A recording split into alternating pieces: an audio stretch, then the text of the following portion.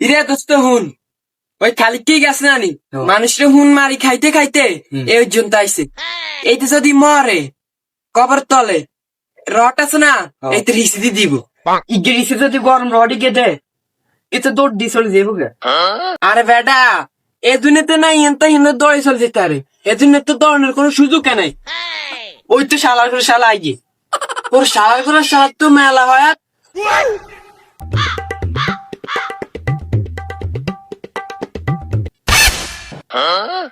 কি কইছস বুঝনি এখান থেকে নাই ওই আড়ালতে শুনছি আয় জানি তোরা দুলোকে মানুষের সমালোচনা করস